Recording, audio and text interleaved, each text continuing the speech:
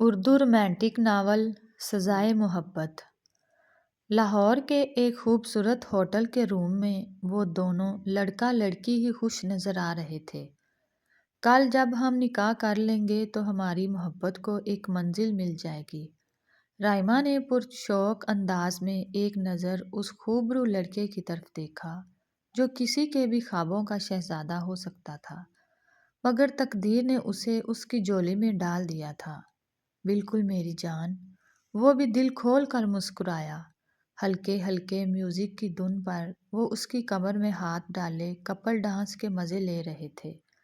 آہستہ آہستہ اس کا ہاتھ رائما کے وجود کی رعنائیوں کو محسوس کرنے میں مگن ہو گیا، اور وہ آنکھیں بند کیے اس کے کاندھے سے سر ٹکا کر اپنے محبوب کی اس محبت کو محسوس کر کے مسرور ہوئے جا رہی تھی۔ دھیرے دھیرے میوزک کی دھن پر تھرکتے قدم ساکت ہونے لگے جب وہ اس کے بالوں میں سر چھپا کر خوبصورت گردن کو لبوں سے چھونے لگا۔ رائما کو یہ سب تھوڑا عجیب اور نیا لگا۔ تم یہ کیا کر رہے ہو؟ پیار کر رہا ہوں، وہی پیار جس کی خاطر ہم دونوں نے اتنا بڑا قدم اٹھایا ہے۔ اس کی آنکھوں میں جھانکتے ہوئے اس نے اپنا ایک ہاتھ رائما کی شرٹ کے بٹنوں کو کھولنے میں لگا دیا۔ دو بٹن کھول کر وہ کچھ پل کے لیے رک گیا، پھر ایک جھٹکے سے اس کے نازک سے وجود کو اپنے مضبوط بازوؤں میں بھر کر کمرے میں داخل ہوا، جہاں پورے کمرے میں سرخ گلاب پھیلے تھے۔ 1 انچ جگہ بھی ایسی نہ تھی جگہ گلاب کی کوئی پتی نہ ہو۔ بیڈ شیٹ بھی سرخ رنگ کی تھی جس پر پھولوں سے دل بنا رکھا تھا۔ سارے کشن تکیے بھی سرخ رنگ کے تھے، اور ان سب کشن کے درمیان ایک خوبصورت ہارٹ رکھا تھا جس پر سفید رنگ سے آئی لو یو لکھا تھا۔ بیڈ کراؤن کے اوپری جگہ انگلش کے حروف کے ساتھ ویلکم ٹو مائی لائف لکھا تھا۔ سائڈ ٹیبل پر ایک بلیو رنگ کی جیولری باکس میں خوبصورت ہیروں کا سیٹ دیکھ کر وہ حیران رہ گئی۔ باقی ہر طرف رنگ برنگی خوبصورت کینڈلز کی روشنی نے فسوں خیز سما باندھ دیا تھا۔ وہ یہ ساری سجاوٹ اور تحفے دیکھ کر خوش تو ہوئی تھی، مگر اس کے باوجود وہ دل سے یہ خوشی محسوس نہیں کر پا رہی تھی۔ مائی لو، آج ہم دونوں ایک ہو جائیں گے۔ وہ لڑکا محبت سے اس کی آنکھوں میں جھانکنے لگا۔ کیا مطلب؟ یہ سب تو شادی کے بعد اچھا لگتا ہے۔ جیسے ہی اس نے رائما کو بیڈ پر بٹھایا تو وہ نہ سمجھی سے گویا ہوا۔ مائی لو، کل ہم نکاح کر تو رہے ہیں، اور ویسے بھی میں نے جس دن تمہیں پہلی بار دیکھا تھا اس دن تمہیں دل سے اپنی بیوی مان لیا تھا۔ کل چاہے ہمارا نکاح ہے، مگر میرے دل میں تمہارا مقام اپنی بیوی جیسا ہے۔ تمہیں دیکھ کر میں اپنا آپ بھول جاتا ہوں۔ جس طرح تم نے میری خاطر اپنے گھر والوں کو چھوڑا ہے، اسی طرح میں نے بھی تمہاری خاطر اپنی فیملی، بینک بیلنس، خاندان چھوڑا ہے۔ میری خواہش ہے کہ ہم آج ہی ایک ہو جائیں، کیونکہ آج تم میری زندگی میں ہر چیز کو پرے دھکیل کر آئی ہو۔ میرے لیے جتنا آج کا دن خاص ہے اتنا شاید کوئی بھی دن خاص نہیں ہوگا۔ آنکھوں میں لاکھ جذبات لیے وہ اس کی ایک ہاں کا منتظر تھا۔ مگر یہ سب غلط ہوگا۔ او کم آن مائی لو، محبت اور جنگ میں سب جائز ہوتا ہے۔ ہم دونوں ایک دوسرے سے بہت محبت کرتے ہیں، اور اس وقت ہم دونوں کا اس بھیگی شام میں ایک دوسرے کے ساتھ تنہا ہونا اس بات کا ثبوت ہے۔ ہاں، تم ٹھیک بول رہے ہو، مگر ایک رات ہی کی تو بات ہے۔ رائما کا دل ابھی بھی نہیں مان رہا تھا۔ شاید اس کا ضمیر ابھی بھی زندہ تھا، جس کی پکار اس کے کانوں کو سنائی دے رہی تھی۔ وہی تو میں بول رہا ہوں مائی لو، ٹرسٹ می، ایک رات کی ہی تو بات ہے۔ ہم صبح نکاح کر لیں گے، اور اگر تم مجھ پر ٹرسٹ نہیں کرتی تو اس کا مطلب تم مجھ سے پیار بھی نہیں کرتی۔ سب کچھ جھوٹ تھا، تم مجھ سے فریب کر رہی تھی۔ وہ بے یقینی کے تاثرات چہرے پر سجائے حیرت سے اس کی طرف دیکھنے لگا۔ نہیں نہیں، تم غلط سمجھ رہے ہو۔ میں تم پر خود سے زیادہ یقین کرتی ہوں، اور پیار تو حد سے زیادہ کرتی ہوں، اس لیے یہاں موجود ہوں۔ وہ بے بسی سے گویا ہوئی۔ ہاں تو ٹھیک ہے، اگر جو تم کہہ رہی ہو وہ سب سچ ہے تو اس وقت مجھے خود کے قریب آنے کیوں نہیں دے رہی؟ اور اگر تم مجھ پر یقین نہیں کرتی، پیار نہیں کرتی، تو ابھی بتا دو، میں یہاں سے اور تمہاری زندگی سے ہمیشہ ہمیشہ کے لیے چلا جاؤں گا۔ سنجیدگی سے یہ بات بول کر اٹھ کھڑا ہوا۔ رائما نے بے بسی سے اس کی طرف دیکھا۔ دل و دماغ کشمکش کا شکار تھا۔ اس کی ناراضگی جان پر بن گئی تھی۔ آخرکار ضمیر کی آواز کہیں دور جا کر کھوئی اور اس نے اپنے محبوب کا ہاتھ تھام لیا۔ میں تمہیں نہیں روکوں گی، مگر میں چاہتی تھی کہ اگر ہمارا نکاح ہو جاتا تو یہ سب، بس ابھی بھی تمہاری کنڈی ایک ہی جگہ اٹکی ہے۔ وہ برہم ہوا، اس کا ہاتھ جھٹکا اور دور جا کھڑا ہوا۔ رائمہ کا دل سہم گیا۔ نہیں نہیں، میں تو بس مصلحت کے لیے بول رہی تھی، ورنہ مجھ پر صرف اور صرف تمہارا حق ہے۔ میں نے ہمیشہ اپنے ساتھ صرف تمہیں سوچا ہے۔ وہ اٹھ کر اس کے قریب آئی۔ تو کیا تم آج رات پوری طرح سے میری ہونے کے لیے تیار ہو؟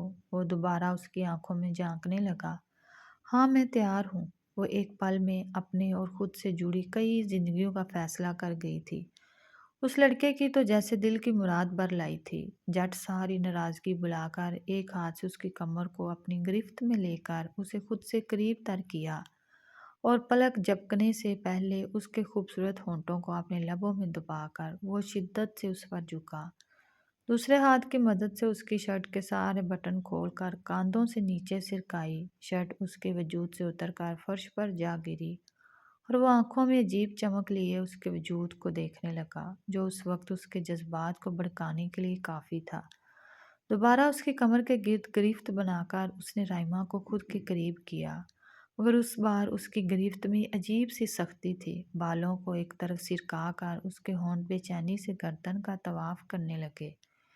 رائمہ نے بھی دونوں ہاتھوں کو اس کی گردن کے پیچھے رکھ کر خود کو حالات کے دائرے پر چھوڑ دیا اور وہ اسے باہوں میں لیے لیے بیڈ پر آیا، اپنی شرٹ نکال کر دور اچھالی، رائمہ کے کندھوں پر ہاتھ رکھ کر ایک نظر اس کے تباہ کن وجود پر ڈالی۔ اگلے ہی پل دھکا دے کر اسے تکیے پر گرایا اور خود بھی تیزی سے اس پر جھک گیا۔ آئی لو یو مائی لو، خمار آلود لہجے میں اس نے رائمہ کے کان کے قریب سرگوشی کی، دونوں ہاتھوں کی انگلیوں کو اپنی انگلیوں میں پھنسا کر اس کے ہونٹ گردن سے سینے اور باقی حدود کو پار کرنے لگے۔ رائمہ نے ایک نظر فرش پر بکھرے ان دونوں کے کپڑوں کو دیکھا جن سے بے نیاز وہ دو جسم بنا کسی رشتے کے ایک دوسرے میں مدخل اس رات کو رنگین بنانے میں لگے تھے۔ اس کے حساب سے اس رات کی صبح بہت اجلی ہوگی، مگر اپنوں کی مخلص محبت کچل کر بنا کسی رشتے کے اپنی مرضی سے کیے گئے زنا کی رات بھلا کب خوبصورت ہوتی ہے۔ اٹھو اور کپڑے پہن لو۔ اس لڑکے کی آواز پر وہ نیم غنودگی سے بیدار ہوئی۔ ایک نظر کمبل میں چھپے اپنے برہنہ وجود کو دیکھا۔ پل میں اسے ڈیروں ڈیر شرم نے آن گھیرا۔ خاموشی سے اٹھ کر فریش ہوتے ہی بالوں کو کھلا چھوڑ کر وہ اس کی طرف متوجہ ہوئی، جو موبائل فون میں مسکرا کر نہ جانے کس کو میسج کر رہا تھا۔ نکاح کرنے کب جانا ہے؟ لبوں پر خوبصورت مسکراہٹ سجائے وہ اس سے سوال گو ہوئی، جب اس لڑکے نے حیرت سے اس کی طرف دیکھا۔ کون سا نکاح؟ انداز ایسا تھا جیسے وہ اس لفظ کو سرے سے ہی نہ جانتا ہو۔ کیا مطلب کون سا نکاح؟ ہم آج نکاح کرنے جا رہے ہیں، مگر کیوں؟ ایک بار پھر وہ لا علمی کا اظہار کرنے لگا۔ دیکھو، اگر تم مذاق کر رہے ہو تو یہ بہت غلط ہے۔ کون سا مذاق لڑکی؟ انداز ایسا تھا جیسے وہ اس کے وجود سے نہ واقف ہو۔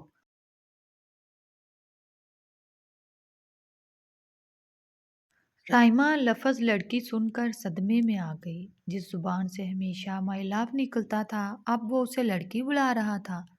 ہم دونوں ایک دوسرے سے پیار کرتے ہیں، اس لیے ہم اپنے گھر والوں سے بغاوت کر کے آئے ہیں، اور تم کل شام بول رہے تھے کہ صبح ہم نکاح کریں گے۔ وہ روحانسی ہوئی۔ مارے بے بسی کی آنکھوں میں نمی در آئی۔ کون اپنے گھر والوں کو چھوڑ کر آیا ہے؟ تم ہی آئی ہوگی اپنے گھر والوں سے بغاوت کر کے۔ مجھے کسی پاگل کتے نے نہیں کاٹا کہ تم جیسی لڑکی کے لیے میں اپنا خاندان، شان و شوکت، بینک بیلنس چھوڑ کر آ جاؤں۔ وہ طنزیہ ہنسا، مگر رائمہ کے لیے سب کچھ بھیانک انکشاف سے کم نہیں تھا۔ تم جھوٹ بول رہے ہو، مذاق کر رہے ہو۔ کل رات ہمارے درمیان جو کچھ بھی ہوا وہ بھی تو محبت تھی، اور تب تم نے وعدہ کیا تھا کہ ہم صبح نکاح کریں گے۔ رات گئی بات گئی۔ لاپرواہانہ انداز اس کے زمین آسمان ہلا گیا۔ کیا بکواس کر رہے ہو؟ کیسے رات گئی بات گئی؟ کل رات میں نے تمہیں صرف اپنے قریب آنے کی اجازت نہیں دی بلکہ اپنی عزت بھی دی تھی، کیونکہ مجھے تم پر یقین تھا، تمہارے وعدے پر یقین تھا۔ آگے بڑھ کر وہ اس کو گریبان سے پکڑ کر جھنجھوڑنے لگی۔ شاید کہ اس کا ضمیر جاگ جائے، مگر انسانوں کے بیس میں موجود حیوانوں کے بلا کہاں ضمیر جاگتے ہیں؟ اور جسٹ شٹ اپ! ایک جھٹکے میں اس کی گرفت سے اپنا گریباں چھڑوا کر اس نے رائما کو خود سے پرے دھکیلا۔ کس عزت کی بات کر رہی ہو؟ جس عزت کی تم بات کر رہی ہو، ایسی نہ جانے کتنی عزتیں چند پیسوں کے عوض لڑکیاں میرے قدموں میں ڈھیر کر دیتی ہیں۔ مگر میں تمہارے ساتھ یہاں تک آنے کا ناٹک اس لیے کرنا پڑا کہ ایک تو ماشاءاللہ سے تم قیامت چیز ہو، دوسرا تم پیسوں سے نہیں بلکہ محبت سے بکنے والوں میں سے تھی۔ وہ تو شکر ہے تم کل رات مان گئی، ورنہ مجھے ایک رات کے لیے نکاح کا طوق بھی اپنے گلے میں ڈالنا پڑتا۔ وہ نحوست سے گویا ہوا اور اپنی کوٹ سے اندیکھی گرد جاڑی۔ نہیں، تم میرے ساتھ ایسا نہیں کر سکتے، میں تمہاری پولیس میں شکایت درج کرواؤں گی۔ اس نے اپنی طرف سے مضبوط دھمکی دی، مگر وہ ایسے ہنسا جیسے رائما نے کوئی مزیدار لطیفہ سنایا ہو۔ شوق سے کرو، ویسے اگر کسی پولیس اسٹیشن میں تمہاری رپورٹ لکھ لی گئی تو یہ خوشخبری مجھے بھی سنانا۔ صاف مذاق انداز اڑاتا اسے دوبارہ حیران کر گیا۔ کیا مطلب؟ مطلب یہ لڑکی میرے نام کے آگے لفظ رائے زیادہ لگتا ہے، جس کا مطلب تم اچھے سے سمجھتی ہو، پھر بھی ایسی بیوقوفانہ خواہش رکھتی ہو۔ وہ ایک بار پھر ہنسا اور اس بار رائما کو اپنی بیوقوفی پر مر جانے کا دل کیا۔ دیکھو میری بات سنو، تم مجھ سے محبت کرتے ہو، میں نے تمہاری آنکھوں میں اپنے لیے محبت دیکھی ہے۔ وہ روتے ہوئے اسے مصلحت سے سمجھانے کی کوشش کرنے لگی۔ میں ایسی محبت روز کرتا ہوں اور وہ باقی سب کو اتنی ہی سچی لگتی ہے جتنی کہ تمہیں لگی۔ اس نے معصومیت سے آنکھیں پٹ پٹائیں۔ مجھ سے نکاح کر لو پلیز، وہ مسلسل رونے والی اب التجا کرنے لگی۔ نو نو، اگر اسی طرح میں سب سے نکاح کرتا رہا تو نہ جانے میری کتنی بیویاں ہو جائیں گی، اور ویسے بھی تم سے نکاح کر کے میرا کون سا فائدہ نہیں۔ مجھے تم سے جو چاہیے تھا وہ کل رات مجھے مل گیا، اب تم میں بچا ہی کیا ہے؟ اس کی نظریں اور لہجہ ایک بار پھر اس کا مذاق اڑانے لگیں۔ میں تم سے محبت کرتی ہوں اور نکاح کے بعد ہم دونوں جائز طریقے سے ایک ساتھ رہیں گے۔ ہاں ہاں ہاں ہاں، کیا تم جانتی ہو میں جس چیز کو ایک بار یوز کر لیتا ہوں دوبارہ اسے منہ لگانا میری شان کے خلاف ہے۔ انداز ایسا تھا جیسے نہ جانے وہ خود کتنا بے بس ہو۔ اگر تم مجھے چھوڑ کر گئے تو میں کسی کو منہ دکھانے کے لائق نہیں رہوں گی۔ پلیز ایسے مت کرو، پلیز ایسے مت کرو، تمہیں خدا کا واسطہ۔ اس کے سامنے ہاتھ جوڑے وہ کسی ہارے جواری کی طرح اس کے قدموں میں ڈگ گئی۔ منہ دکھانے کے لائق نہیں رہی، تبھی تو تمہیں چھوڑ رہا ہوں۔ ایک طنزیہ مسکراہٹ اس کی طرف اچھال لی اور باری قدم اٹھاتا وہاں سے جا چکا تھا۔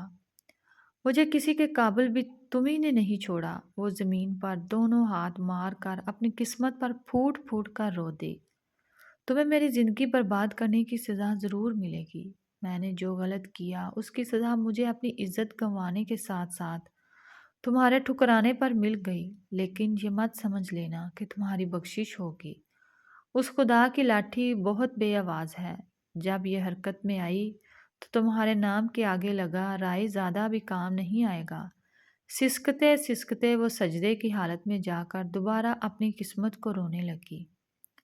8 سال بعد، وفا وفا یا رک جاؤ، کہاں بھاگی جا رہی ہو؟ تانیہ بھاگ کر اس کے مقابل آئی۔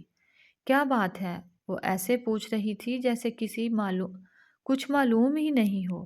یونی میں آج کتنا بڑا فنکشن ہے، تو اس میں کون سی بڑی بات ہے؟ یونی میں تو ہر چوتھے دن کسی نہ بات کا ہوا بنا کر ادھم مچایا جا رہا ہوتا ہے۔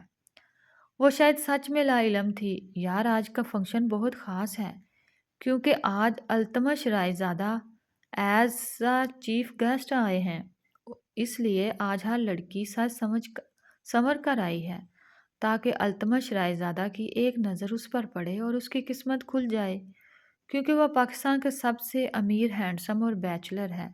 اپنے دادا کی وفات اور آؤٹ آف کنٹری سے پڑھائی کرنے کے بعد اس نے کچھ عرصہ پہلے ہی اپنی خاندانی بزنس جوائن کیا ہے۔ میری تو قسمت میں ہی شاید کسی بزنس مین کی بیوی بننا ہی نہیں لکھا، تبھی ماں نے سافٹ ویئر انجینئر ڈھونڈ رکھا ہے۔ مگر تم ٹرائی کر سکتی ہو، تم خوبصورت بھی تو کس قدر ہو۔ وہ اس کے سادہ سے حلیے میں من موہ لینے والے سراپے کو دیکھ کر رائے دینے لگی۔ پتہ ہے سین کیا ہوگا؟ اس کی نظریں تمہاری نظروں سے ٹکرائیں گی، اس کا دل دھڑکے گا، وہ دیوانہ ہو کر مجھ سے تمہارا پتہ پوچھے گا، میں اسے تمہارے گھر کی راہ دکھاؤں گی، اور پھر وہ تمہارے گھر اپنا رشتہ بھیجے گا اور تمہاری جان تمہاری اس خرانٹ ماں سے چھڑوا کر لے جائے گا۔ شٹ اپ تانیہ، مجھے تم سے یہ امید نہیں تھی۔ کیا تم بھی پاگلوں جیسی افسانوی باتوں پر یقین رکھتی ہو؟ مجھے میم سیما کے پاس جانا ہے نوٹس بنانے کے لیے، ان سے کچھ ضروری انفارمیشن چاہیے تھی۔ بنا اس کی کوئی بات سنے وہ عجلت میں وہاں سے چلی گئی۔ ارے مگر سنو تو، وہ پیچھے سے پکارتی رہ گئی، لیکن وفا نے اس کی ہر پکار کو انسنا کر دیا۔ وہیں رک جاؤ، اس سے پہلے کہ اس کی گاڑی اپنے گھر کے گیٹ میں داخل ہوتی، مریم خان کی آواز پر ڈرائیور نے ایک جھٹکے سے گاڑی روکی۔ گردن موڑ کر ایک بے بس نظر وفا کی سمت دیکھا، جسے سمجھ کر وہ بس گہری سانس بھر کے رہ گئی۔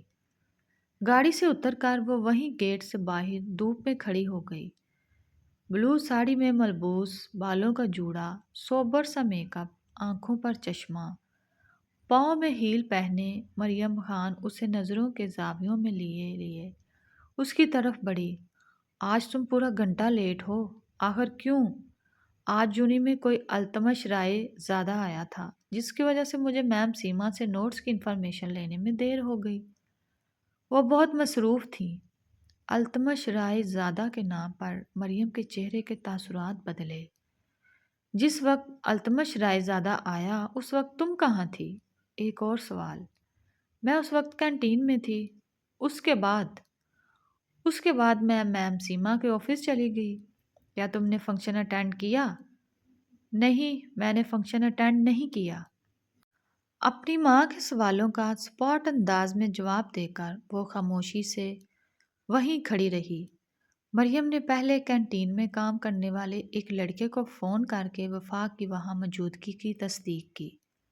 پھر میم سیما کو فون کر کے وفا کی ان کے پاس موجودگی کے ایک ایک وقت کو معلومات لے کر انہوں نے ڈرائیور کو اسے اندر لے جانے کا اشارہ دیا۔ اس نے ٹھنڈے پانی سے شاور لے کر وائٹ رنگ کا ڈھیلا ڈالا ٹراؤزر زیب تن کیا، آئینے کے سامنے آ کر ایک نظر اپنے سراپے پر ڈالی۔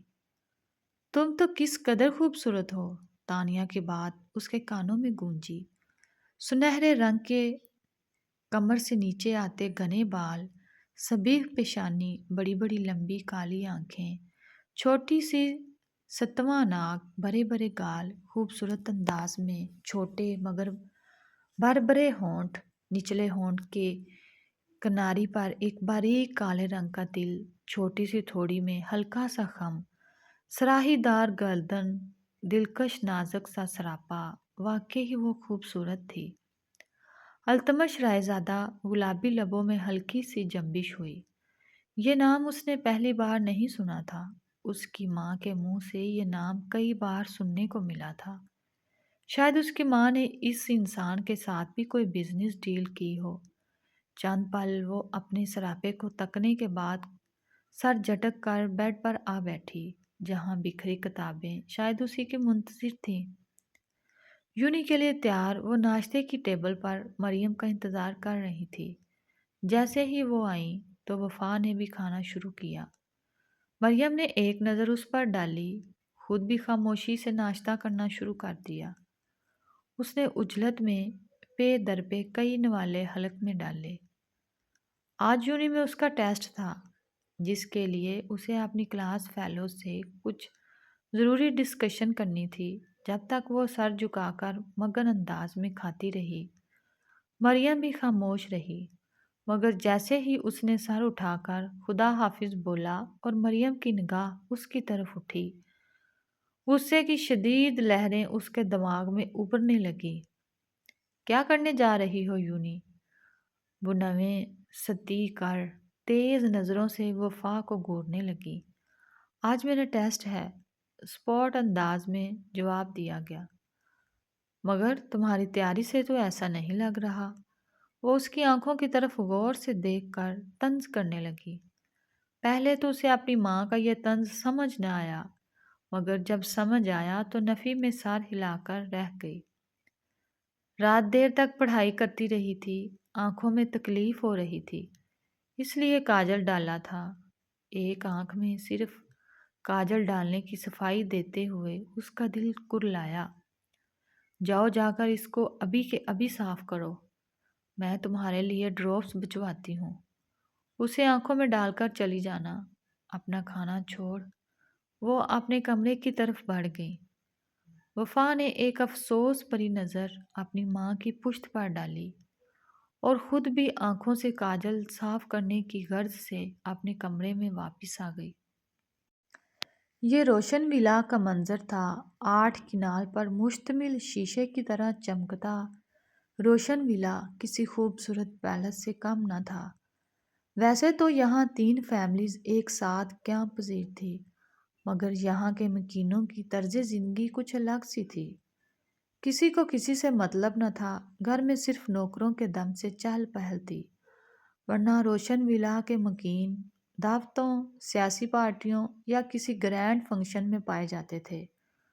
باقی کا وقت جو روشن ولا کے حصے میں آتا، اس وقت میں سبھی لوگ اپنے اپنے کمروں میں سکون کرتے۔ وہاب رائے زادہ کے 2 بیٹے اور ایک بیٹی تھی، فرقان رائے زادہ، عدنان رائے زادہ۔ ان کے 2 بیٹے جبکہ دانین رائے زادہ کو ان کی بیٹی ہونے کا شرف حاصل تھا۔ فاطمہ سے شادی کے بعد فرقان رائے زادہ کے ہاں ایک بیٹا ہی تھا، التمش رائے زادہ، جو کہ خاندان کے سب سے بڑے بیٹے کے عہدے پر فائز تھا۔ اس کے بعد عدنان رائے زادہ کو خدا نے ایک بیٹا ارشد اور 2 بیٹیوں مائرہ اور مائزہ سے نوازا تھا، جو کہ ابھی پڑھ رہے تھے۔ وہاب رائے زادہ نے اپنی بیٹی دانین رائے زادہ کی شادی خاندان میں ہی آصف رائے زادہ سے کر دی۔ دانین کی ہٹ درم طبیعت کی وجہ سے یہ شادی 2 سال بھی نہ چل سکی اور دانین رائے زادہ شوہر سے طلاق لے کر اپنے بیٹے عادی رائے زادہ کے ہمراہ واپس روشن ولا آ بسی۔ فاطمہ نے دروازے پر دستک دی۔ آ جائے ماما۔ نہ جانے کیسے وہ دستک سے ہی پہچان جاتا تھا کہ ماں آئی ہے۔ پر شفقت مسکراہٹ چہرے پر سجائے وہ کمرے میں داخل ہوئی۔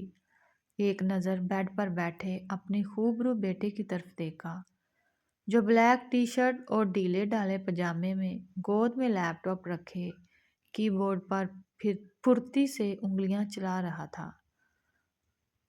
کسرتی مضبوط بازو ٹی شرٹ سے صاف جھلک رہے تھے۔ گھنے کالے بال کشادہ پیشانی پر بکھرے تھے۔ سختی سے بینچے لب، ماتھے پر پھیلی تیوریاں، سکرین پر ساکت جمی گہری کالی آنکھیں اس بات کا ثبوت تھی کہ وہ اس وقت کسی پریشانی کا شکار ہے۔ اگلے ہی لمحے لیپ ٹاپ بند کر کے ایک طرف رکھا اور ہمیشہ کی طرح چہرے پر نرم سی مسکراہٹ سجا کر وہ اپنی ماں کی طرف متوجہ ہوا۔ جی ماں، کچھ کام تھا؟ کام تو بہت ضروری تھا، مگر تم بتاؤ کیا فری ہو؟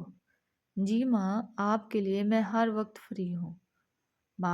ہاتھ پکڑ کر انہیں اپنے ساتھ بیڈ پر بٹھا کر اس نے ان کے ہاتھوں کو اپنے مضبوط ہاتھوں میں لیا۔ کیسا رہا آج یونی کا فنکشن؟ بہت ساری لڑکیاں ہوں گی وہاں پر، تمہیں کوئی پسند آئی؟ وہ اشتیاق سے گویا ہوئی تو وہ گہری مسکراہٹ کے ساتھ سر جھکا گیا۔ ماں آپ بھی نہ، ایسے لڑکیاں پسند نہیں کی جاتی۔ ان کا ہاتھ دبا کر وہ انہیں سمجھانے کی کوشش کرنے لگا۔ تو پھر کیسے پسند کی جاتی ہیں مجھے بھی بتا دو۔ اپنی بڑھتی عمر، میرے اور اپنے ابا کے ارمانوں کا کچھ تو خیال کر۔ ان کا محبت بھرا انداز اسے سوچ میں ڈال گیا۔ ہم تو آپ کو کیسی بہی چاہیے؟ تو آپ کو کیسی بہو چاہیے؟ بیٹا مجھے بہو سے زیادہ تمہارے لیے ایک مخلص بیوی چاہیے۔ اب میں نے باقی سب ساسوں کی طرح اس سے جھاڑو پوچھا تو کروانا نہیں ہے۔ ماشاءاللہ سے خدا نے ہمیں اپنی ہر نعمت سے نوازا ہے، اور اپنی پسند سے زیادہ میں یہ چاہتی ہوں کہ لڑکی تمہاری پسند کی ہو، کیونکہ زندگی بھی تمہیں نے گزارنی ہے۔ اچھا تو پھر آپ لڑکی دیکھ آئیں، اس نے جیسے اپنی ماں کے سر پر دھماکہ کیا تھا۔ تبھی کچھ پل کے لیے فاطمہ کا منہ کھلا رہ گیا۔ تم سچ کہہ رہے ہو؟ وہ حیران ہوئی۔ بالکل سچ۔ ہاتھ بڑھا کر اپنی ماں کا گال کھینچا تاکہ وہ ہوش کی دنیا میں واپس آئے۔ کون ہے وہ لڑکی؟ کہاں رہتی ہے؟ کیسی نظر آتی ہے؟ کچھ تو بتاؤ۔ ان کا تاولا پن التمش کو کھلکھلانے پر مجبور کر گیا۔ ماں ایسا کچھ نہیں ہے، بس میں چاہتا ہوں کہ وہ کچھ توقف کے لیے رک کر اپنی ماں کو دیکھنے لگا، جو اس کے ایک ایک لفظ کو بڑے غور سے سن رہی تھی۔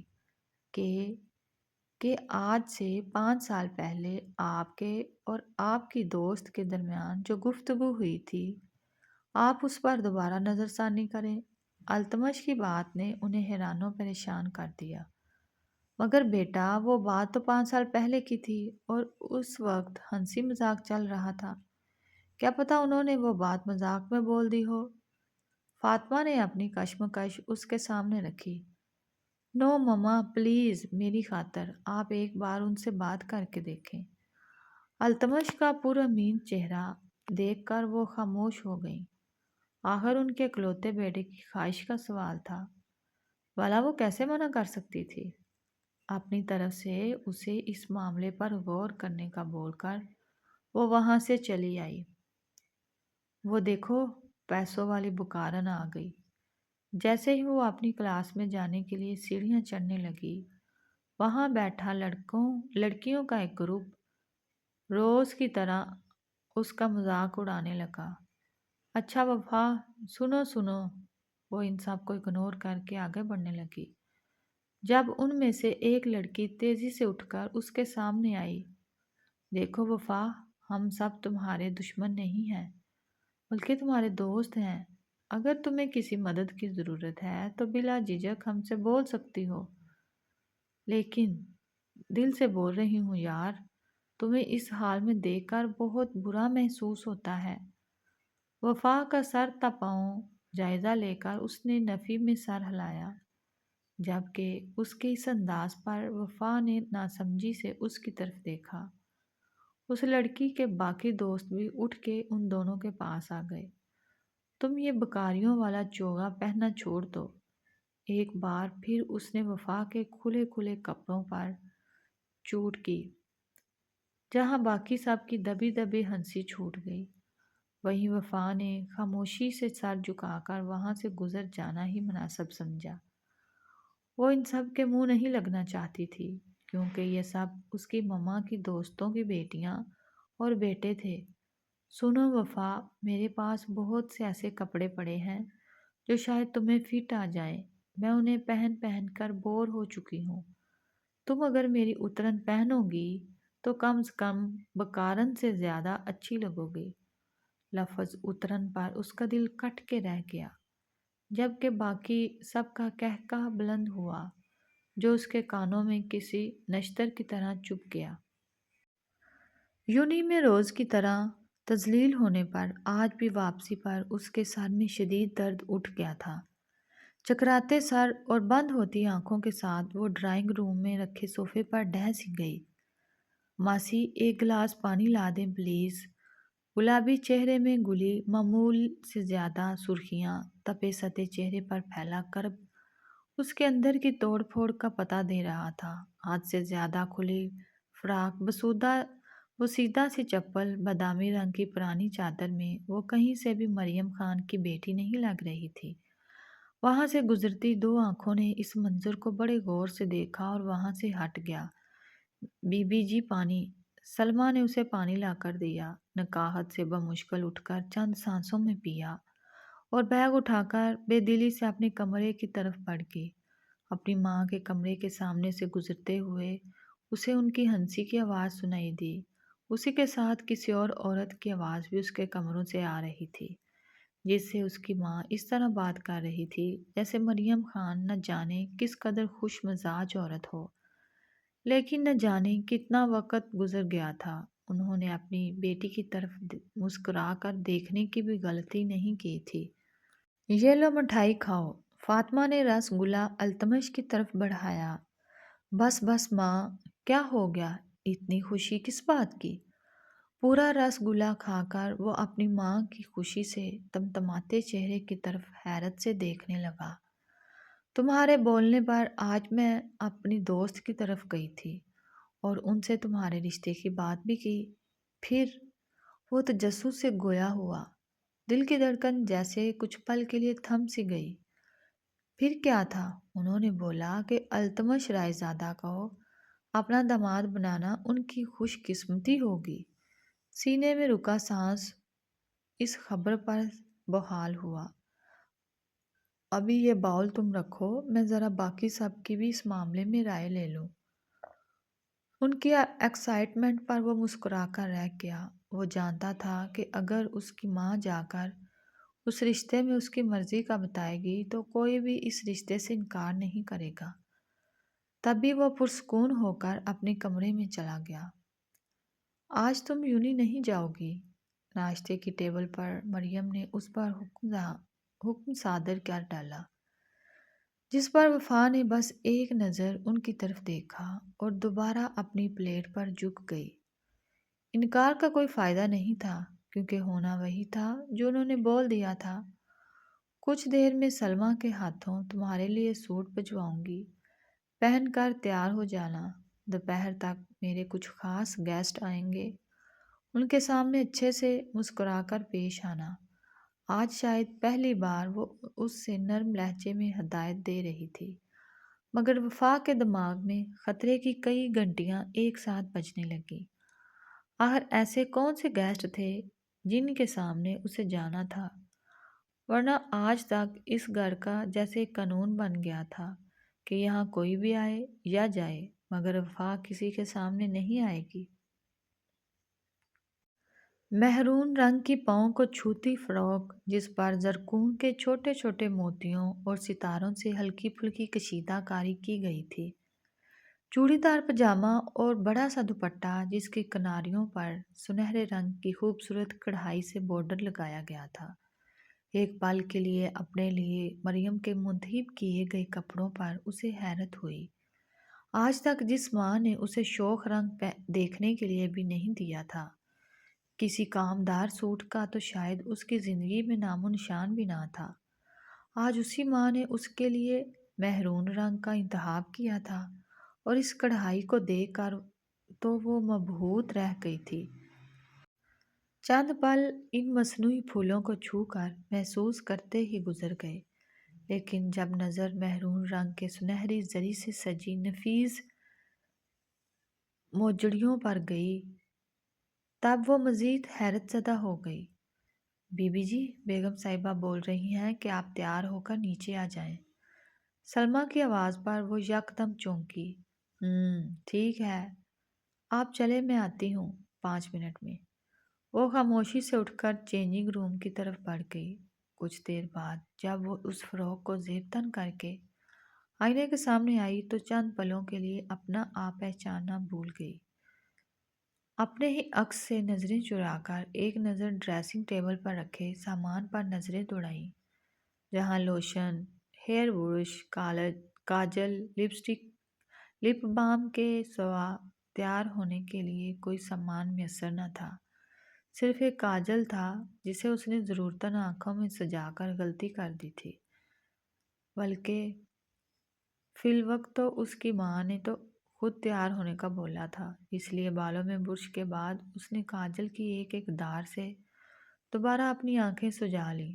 لپسٹک کے نام پر سردیوں کے دنوں کی بچی کچی گلابی رنگ کی لپ بام ہونٹوں پر لگا لی، دوپٹے کو اچھے طریقے سے سر پر سیٹ کیا اور خوبصورت پیروں میں نئی لائی گئی موجڑیاں ڈال کر اسے اپنا آپ نیا نیا اور خوبصورت لگ رہا تھا۔ خاموشی سے وہ آہستہ آہستہ چلتی ڈرائنگ روم میں چلی آئی، جہاں نہ جانے کون کون نئے مہمان آئے بیٹھے تھے۔ ان سب کو تو شاید اس نے زندگی میں کبھی نہیں دیکھا تھا۔ ان سب کو آہستگی سے سلام کر کے بنا کسی کی طرف دیکھے وہ خاموشی سے اپنی ماں کے صوفے پر ان سے تھوڑا ہٹ کر فاصلے پر بیٹھ گئی۔ واو بیوٹیفل! یہ نہ جانے کس کی پیشن گوئی تھی۔ میرے التمش کی ہونے والی دلہن ہے، لاکھوں میں ایک ہی ہوگی نا؟ دوسری آواز ابھری۔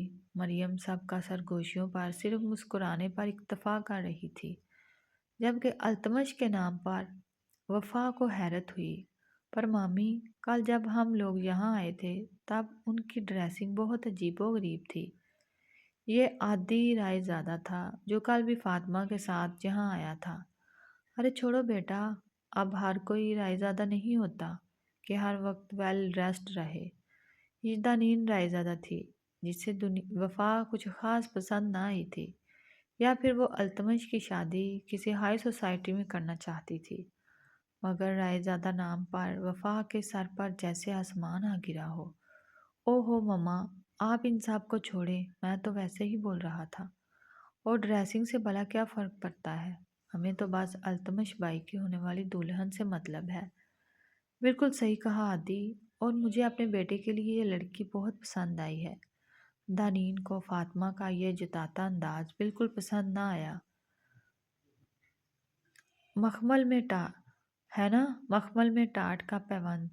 دانین تو ہمیشہ سے ہی کڑوی زبان والی منہ پھٹ رہی تھی، پھر بھلا یہاں کیسے باز آ جاتی؟ ارے پھپھو، آپ خواہ ہی بول رہی ہیں، ہماری ہونے والی بھابھی سچ میں ہی بہت خوبصورت ہیں۔ یہ ارشد تھا جو اس ساری گفتگو میں پہلی بار بولا تھا۔ وہ لوگ اور بھی نہ جانے کیا کیا بحث کر رہے تھے۔ مریم ان سبھی سے خوش دلی کا مظاہرہ کر رہی تھی، مگر اس کا دل ہر چیز سے اچاٹ ہو چکا تھا۔ تبھی مریم کا ایک اشارہ ملنے پر وہ خاموشی سے اٹھ کر وہاں سے چلی گئی۔ کمرے میں آ کر اس نے تکیے کے نیچے چھپایا چھوٹا سا اسمارٹ فون نکالا۔ کانپتے ہاتھ تیزی سے ایک مخصوص نمبر ملانے لگے۔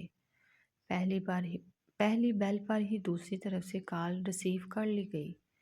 یہ تم نے کیا کیا؟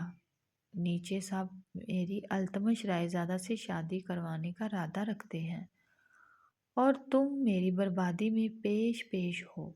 وہ روحانسی ہوئی۔ میں کیا کروں یار، میں بے بس ہوں۔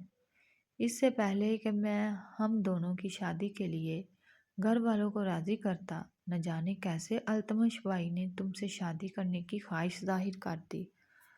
مگر میں سمجھ نہیں پا رہا، آخر انہیں تمہارے بارے میں کیسے پتہ چلا؟ دوسری طرف سے پریشانی بھری آواز ابھری۔ تو کیا تم منع نہیں کر سکے، یا پھر تمہارے پیار اس قدر کمزور ہے کہ وہ التمش رائے زادہ کا مقابلہ نہیں کر سکتا؟ ایسی بات نہیں ہے وفا، مگر التمش بائی کی خواہش کو کوئی بھی منع کرنے کا سوچ بھی نہیں سکتا۔ تو اس کا مطلب یہ کہ تم میرے پیار کو صرف اپنے بھائی کے لیے ٹھکرا رہے ہو؟ نہیں، بالکل نہیں۔ لیکن اگر میں تمہارے اور اپنے بارے میں اپنے گھر والوں سے بات کروں گا تو کوئی بھی اس رشتے کے لیے رضامند نہ ہوگا۔ ایسی سچویشن میں بس ایک ہی کام ہو سکتا ہے۔ کون سا کام؟ اگر تم خود اپنی ماں کو التمش کے لیے منع کر دو اور میرے لیے اپنی ماں سے بات کرو تو میں خود بھی یہاں ہم دونوں کے لیے بات کر سکتا ہوں۔ مگر تم اپنی اس خرانٹ ماں کے آگے اپنی دفاع کہاں کر پاؤ گی؟ سامنے والے کے لہجے میں طنز نہیں، ایک افسوس تھا، جسے سمجھ کر وہ خاموش ہو گئی۔ بنا کچھ بولے کال بند کر وہ وہیں بیڈ پر ڈہ سی گئی۔ واقعی یہ ایک تلخ حقیقت تھی کہ وہ اپنے حق کے لیے بھی دفاع نہیں کر سکتی تھی، مگر اس بار بات اس کی پوری زندگی کی تھی، سو کہیں نہ کہیں سے ہمت مجتمع کر کے اسے یہ کرنا ہوگا۔ دل میں پختہ ارادہ کر کے وہ اپنی ماں کا مہمانوں سے فارغ ہونے کا انتظار کرنے لگی۔ ساری زندگی کی ہمت مجتمع کر کے وہ اس وقت اپنی ماں کے روم کے باہر کھڑی تھی۔ دل زور سے دھڑک رہا تھا، ٹانگیں کانپ رہی تھی۔ مسلسل آدھے گھنٹے سے یہیں کھڑے کھڑے وہ دل ہی دل میں لفظوں کو ترتیب دینے کی کوشش کر رہی تھی، مگر اپنی ماں کے ری ایکشن کا سوچ کر ہی سارے لفظ کہیں غائب ہو جاتے۔ کون ہے باہر؟ جب اندر سے مریم خان کی سنجیدہ آواز ابھری تو وہ پورے جی جان سے کانپ اٹھی۔ ملا کر چھوٹے چھوٹے قدم اٹھاتی وہ اندر داخل ہوئی۔ وفا کو اپنے کمرے میں دیکھ کر مریم خان کو حیرت تو ضرور ہوئی۔ کوئی اور وقت ہوتا تو شاید وہ اسے سخت سست بھی سناتی، مگر آج وہ بہت خوش تھی، شاید اس وجہ سے اس کی بخشش ہو گئی تھی۔ اپنی ماں کے اس نرم رویے سے اسے کچھ ڈھارس ملی۔ کیا بات ہے، بھلے انہوں نے وفاق یہاں آنے پر کوئی اعتراض نہیں اٹھایا تھا، مگر ان کا سخت بے باک لہجہ ابھی بھی قائم تھا۔ ماں، وہ میں آپ سے کچھ کہنا چاہتی تھی کہ ڈرتے ڈرتے آدھی بات درمیان میں ہی چھوڑ کر وہ اپنی ماں کے تاثرات کی طرف دیکھنے لگی، جو کہ اس کے شاید بات کے درمیان میں رک جانے والے عمل کے باعث نرم سے سخت ہونا شروع ہو گئے تھے۔ جلدی بولو، میرے پاس وقت نہیں ہے، وہ بیزار سے لہجے میں گویا ہوئی۔ وفا نے بھی حلق تر کر کے خود میں دوبارہ بولنے کی ہمت سمیٹی۔ ماں، میں کہنا چاہتی ہوں کہ آپ میری شادی التمش رائے زادہ سے نہیں کروائیں، بلکہ ابھی اس کے منہ سے باقی کے الفاظ نکلنا باقی تھے۔ اس سے پہلے ہی مریم کا ہاتھ ہوا میں بلند ہوا اور پٹاخ کی آواز کے ساتھ پانچوں انگلیوں کی چھاپ اس کے نازک سے گال پر چھوڑ گیا۔ بدذات، اس دل کے لیے تمہیں پال پوس کر بڑا کیا تھا کہ تم میرے سامنے یوں انکار کر سکو۔ وہ غصے کا شدت سے وفا پر داڑھی تو وہ یکدم سہم کر 2 قدم پیچھے ہٹ گئی۔ آنکھوں سے آنسو رفتار سے بہنے لگے۔ میری بات تو سنی ماں، میری زندگی پر میرا بھی تھوڑا سا حق ہے۔ روتے روتے نہ جانے اس میں اتنی بات بولنے کی ہمت کہاں سے آ گئی تھی، مگر مریم کے دوسرے زناٹے دار تھپڑ نے اسے زمین بوس کرنے کے ساتھ ساتھ ساری مجتمع ہمت بھی چھین لی تھی۔ تمہاری زندگی پر تمہارا کوئی حق نہیں ہے، اگر حق ہے تو وہ صرف میرا، کیونکہ میں نے تمہیں پال پوس کر بڑا کیا ہے۔ جلد ہی تمہاری شادی التمش رائے زادہ سے ہوگی اور اس بات پر کوئی دو رائے نہیں۔ اب اپنا منحوس چہرہ لے کر یہاں سے دفع ہو جاؤ۔ وہ دوبارہ داڑھی تو وفا روتے ہوئے تیزی سے اٹھ کر اپنے کمرے کی طرف بھاگی۔ کیا ہوا؟ کیا بولا تمہاری ماں نے؟ دوسری طرف سے بے چین آواز ابھری، مگر وفا میں کچھ بھی بتانے کا ہمت کہاں بچی تھی۔ جب سے مریم کے کمرے سے آئی تھی اس نے رو رو کر اپنا برا حال کر رکھا تھا۔ فار گاڈ سیک وفا، رونا بند کرو اور مجھے ساری بات بتاؤ۔ سامنے موجود انسان جھنجھلایا تو اس کے رونے میں مزید تیزی آ گئی۔ کچھ نہیں ہوا، ماں نہیں مانی، وہ میری شادی التمش سے کروا کر ہی دم لیں گی۔ روتے روتے اس نے مریم کا فیصلہ اس کے گوش گزار کیا۔ سامنے والے کے ارمانوں پر جیسے اوس پڑ گئی۔ میں نے تو پہلے ہی بولا تھا کہ ہماری اس محبت کا انجام بہت برا ہوا ہے۔ میں نے کبھی نہیں سوچا تھا کہ التمش بھائی تمہارے لیے رشتہ بیچ کر ہماری اس کہانی کو یہیں ختم کر دیں گے۔ وہ حد درجہ افسوس سے گویا ہوا۔ کیا اب کچھ نہیں ہو سکتا؟ وفا کی ساری امیدیں ٹوٹ چکی تھی، مگر وہ ایک بار پھر ان سے پوچھ کر دل کو تسلی دینا چاہتی تھی۔ بدقسمتی سے نہیں، اب کچھ نہیں ہو سکتا۔ التمش بھائی کی خواہش کے آگے کوئی اپنی خواہش نہیں رکھ سکتا۔ اگر میں ایسا کر بھی دوں تو تمہاری ماں کو تو تم جانتی ہو۔ سامنے موجود انسان بھی اس وقت شاید بے بسی کی انتہا پر تھا۔ اس کے لہجے میں بھی گہرا دکھ بول رہا تھا۔ اللہ حافظ وفا، میں تمہارے لیے خوشیوں کی دعا کروں گا، حالانکہ میں جانتا ہوں التمش بھائی جیسے مغرور انسان کے ساتھ رہنا کسی جہنم میں رہنے سے کم نہیں ہے، لیکن میں پھر بھی تمہارے لیے خوشیوں کی دعا ضرور کروں گا۔ اور ہاں، آخر میں ایک اور بات، تم چاہے جہاں بھی رہو، جس بھی حالت میں رہو، میں تم سے پیار کرتا تھا، کرتا ہوں اور کرتا رہوں گا۔ زندگی میں کبھی بھی اگر قسمت ہمیں دوبارہ ملنے کا موقع دے گی تو میں کبھی بھی اس موقع کو ہاتھ سے جانے نہیں دوں گا۔ سامنے موجود انسان کا گلوگیز لہجہ اور باتیں اسے مزید رونے پر مجبور کر گئیں۔ بنا کچھ بولے کال کاٹ کر وہ اوندھے منہ بیڈ پر گر کر تکیے میں منہ چھپائے پھر سے رونے کا شغل فرمانے لگی۔ दिन तेजी से गुजर रहे थे। मरियम ने उसका कहीं भी आना जाना बंद कर दिया था। हर वक्त वो अकेली कमरे में बैठी अपने सामने डायरी खोले, न जाने क्या क्या सोचती रहती। इन दिनों मरियम ने एक बार भी उसकी खैर खैरियत की कोई खबर न ली। वो नाश्ते की टेबल पर भी अब नहीं जाती थी। सलमा उसे नाश्ता, लंच, डिनर सब कमरे में ही लाकर दे देती थी। उसी के ज़रिए उसे मालूम हुआ था कि रायज़ादा फैमिली आकर शादी की डेट फिक्स करना चाहती है। शहर की मशहूर ब्यूटिशन उसका मेकअप करती, तो मज़ीद तो बेहतरीन और महंगा तरीन डिज़ाइन उसके कपड़े डिज़ाइनर करता। कोई और वक्त होता तो वो ये सब देखकर बहुत खुश होती, मगर जब दिल की दुनिया ही वीरान हो गई थी तो दुनियावी रंगीनी किस काम की। उपटन की रस्म हुई, न जाने किस किस ने आकर उसे उपटन लगाया, मगर उसकी आंखें तो जिस इंसान पर मरकूज थी वो खुशी और खामोशी से सारे कामों में बढ़ चढ़ कर हिस्सा ले रहा था। न जाने कैसे वो अपना दुख किसी से अश्कार नहीं कर पा रहा था। एक दो बार वो वफा के सामने आया तो उसने शिकवा कना नज़रों से उसकी तरफ देखा, जबकि वो खुद एक जख्मी मुस्कुराहट उसकी तरफ उछालता दूसरे कामों में मशगूल हो जाता।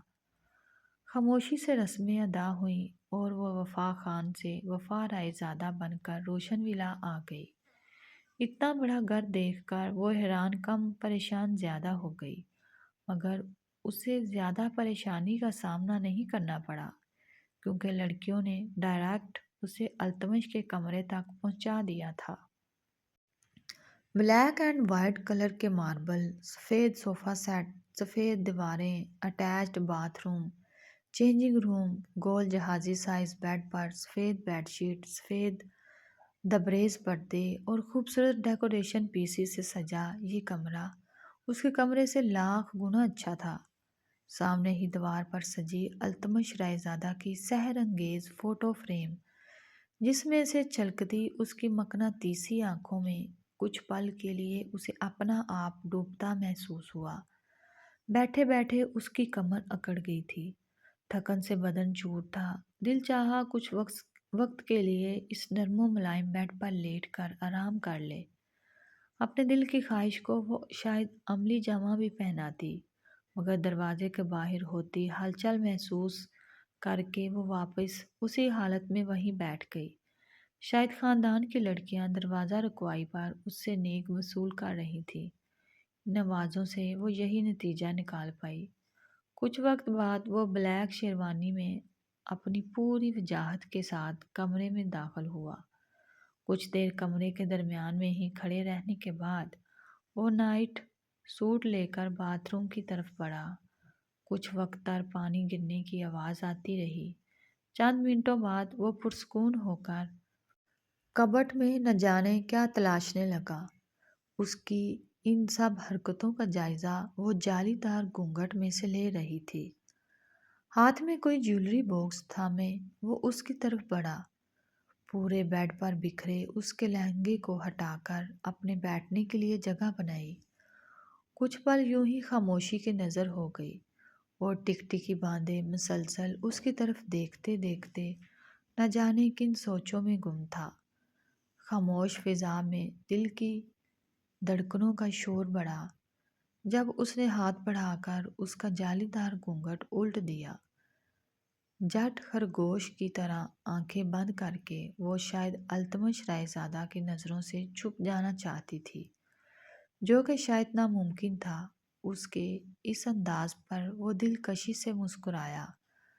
उसकी खूबसूरती पर तो वो बहुत पहले ही फिदा हो गया था, मगर आज वो जिस कदर हसीन लग रही थी, ये कोई अल्तमश रायज़ादा से पूछता कि उसके दिल पर बैक वक्त कितनी बिजलियां गिरी हैं। लंबी लंबी आंखों को मुस्कारे और मसनूई पलकों ने कातिल नजरें बना दिया था।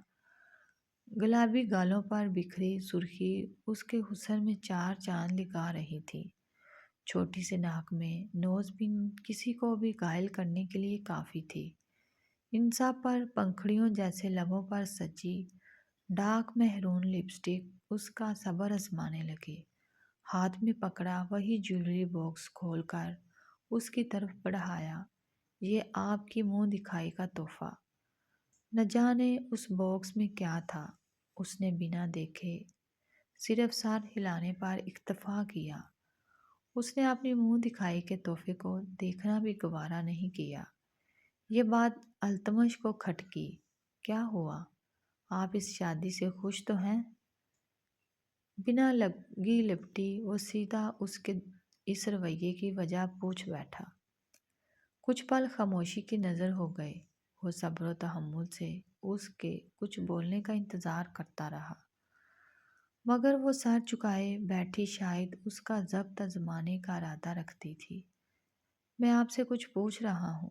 اس نئے رشتے کی شروعات میں کسی کی ناراضگی سے نہیں کرنا چاہتا۔ جو کچھ بھی آپ کے دل میں ہے، کوئی کنفیوژن، کوئی ناراضگی یا پھر کوئی بھی ایسی وجہ جو آپ کو پریشان کر رہی ہو، وہ آپ بلا جھجک مجھ سے شیئر کر سکتی ہیں۔ اپنے غصے پر کنٹرول کر وہ نرمی سے گویا ہوا۔ میں آپ سے شادی نہیں کرنا چاہتی تھی، کیونکہ میں آپ سے نہیں کسی اور سے محبت کرتی ہوں۔ لفظ تھے یا پگھلتا سیزا جو وفا نے اس کے کانوں میں انڈیل دیا تھا۔ کیا مطلب؟ آپ یہ شادی نہیں کرنا چاہتی تھی؟ اس رشتے میں آپ کی رضامندی نہیں تھی؟ نہیں نہیں نہیں، میں آپ سے شادی نہیں کرنا چاہتی تھی۔ وہ یکدم چیخی۔ اتنے دنوں کا جو غبار دل میں دبا تھا وہ اچانک پھٹ پڑا۔ کچھ پل کے لیے التمش رائے زادہ جیسا مضبوط انسان بھی حیرت سے گنگ رہ گیا۔ میں کسی اور سے محبت؟ Shut up! اس کی بات پوری ہونے سے پہلے ہی وہ یکدم داڑا۔ تم کس سے پیار کرتی تھی؟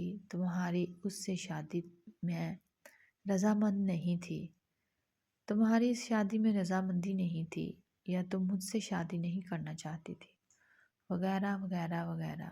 یہ سب تم نے تب بتانا تھا جب تم میری دسترس میں نہیں تھی۔ اس وقت میرے نکاح میں میرے کمرے میں کھڑے ہو کر تم اپنے ناکام عشق کی داستان اگر مجھ سناؤ گی تو باخدا التمش رائے زادہ سے برا تم اس دنیا میں کسی کو نہ پاؤ گی۔ اس کا سخت لہجہ وفا کے پورے بدن میں سنسنی دوڑا گیا۔ مگر میں آپ کے ساتھ کیسے خوش رہ سکتی ہوں جب میں دوبارہ اس کی بات درمیان میں ہی رہ گئی، جب اس کے نازک سے وجود کو سختی سے اپنی گرفت میں لے کر وہ اس کے پھڑپھڑاتے لبوں پر جھکا۔ سختی سے اس کے لبوں کو قید کیے اس کا انداز جارحانہ تھا، اور نازک سی جان بھلا اتنی شدت کہاں برداشت کر سکتی تھی۔ سانس اکھڑنے لگا، آنکھوں سے آنسو جاری ہو گئے جب وہ نہ جانے کیا سوچ کر پیچھے ہٹا۔ بیڈ پر گرا اس کے منہ دکھائی کا گفٹ سائڈ ٹیبل پر رکھ کر وفا کو کھینچ کے خود کے قریب کیا۔ بڑے مصروف سے انداز میں پنوں کی مدد سے سیٹ کیا دوپٹہ اس کے وجود سے الگ کیا۔ یہ آپ کیا کر رہے ہیں؟ وہ حیرت سے گنگ رہ گئی جب وہ آہستہ آہستہ اس کی ساری جیولری نکال کر ایک طرف رکھنے لگا۔ چہرے پر نرمی کا کوئی تاثر نہ تھا۔ آپ یہ سب کیوں کر رہے ہیں؟ پلیز میرے ساتھ ایسا مت کریں۔ اب صحیح معنوں میں اسے اپنی بے وقوفی کا احساس ہو رہا تھا۔ 2 بار وہ یہ سوال کر چکی تھی، مگر التمش کے ماتھے کے بل وقت بہ وقت بڑھتے جا رہے تھے۔ اسے بیڈ پر لٹا کر اس نے لائٹ آف کر دی۔ نہیں، لائٹ آف کرتے ہی اس کے سارے ارادے وفا کی سمجھ میں آ گئے۔ تبھی وہ ایک جھٹکے سے اپنا آپ چھڑوا کر بیڈ پر ہی تھوڑی دور جا بیٹھی۔ آپ میرے ساتھ ایسا نہیں کر سکتے۔ اندھیرا کمرہ اور التمش کے خطرناک ارادے اس کا پورا وجود کپ کپانے لگا۔ پورے وجود سے جان اس وقت نکلی جب اس نے وفا کو پاؤں سے پکڑ کر اپنی طرف کھینچا۔ میں اگر آپ سے نرمی برت رہا ہوں تو اس کی صرف ایک ہی وجہ ہے کہ آپ میری شریک حیات ہیں۔ خاموشی اور اپنی رضامندی کے ساتھ مجھے ہمارے اس رشتے کو مکمل کرنے دیں۔ سختی سے اسے اپنی گرفت میں لے کر وہ سنجیدگی سے گویا ہوا، لیکن مجھے اس وقت ہی تو نہیں دے سکتا میں آپ کو۔ آپ کے وجود پر اپنی محبت کی چھاپ چھوڑ کر آج میں یہ واضح کر دوں گا کہ آپ کا نام، احساسات، جذبات، دکھ سکھ، ہر چیز التمش رائے زادہ سے جڑ چکی ہے۔ اب میں ہم دونوں میں کسی تیسرے وجود کو برداشت نہیں کر سکتا۔ دہکتے لب اس کے ماتھے پر رکھ کر وہ شاید اس رشتے کی پہلی بنیاد رکھ چکا تھا۔ نازک سے لبوں پر وہ ایک بار پھر پوری شدت سے جھکا، اپنی سانسیں اس کی سانسوں میں انڈیلتے ہوئے۔ اس کے ہاتھ مسلسل وفا کے وجود پر رقص کر رہے تھے۔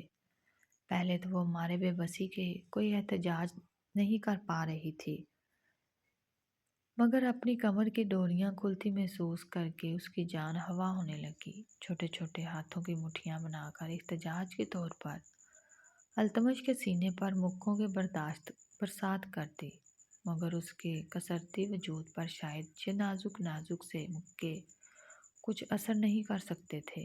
تبھی بنا کوئی اثر لیے اس نے وفا کے ساتھ دونوں ہاتھوں کو اپنے مضبوط ہاتھوں میں لے کر تکیے سے لگا کر دونوں کلائیوں کو ایک ہی ہاتھ میں قید کیا۔ دوسرا ہاتھ پھر سے کمر کی ڈوریاں کھولنے میں مگن ہو گیا۔ آخری ڈوری کھول کر اس کی دونوں کلائیوں کو آزاد کرتے ہی وفا کے وجود سے اس کا بلاؤز الگ ہو چکا تھا، اور یہی وہ لمحہ تھا جب اس کی ساری مزاحمتیں دم توڑ گئی۔ خاموشی و بے بسی سے لیٹی وہ اپنے پورے وجود پر اس کی شدتیں محسوس کرتی رہی۔ درد و تکلیف کا ایک آنسو آنکھوں سے نکل کر بالوں میں کہیں جذب ہو گیا، مگر التمش رائے زادہ سنگ دل محبوب کی طرح بنا اس کے درد کی پرواہ کیے اس کے وجود کی رہنائیوں میں کھو رہا تھا۔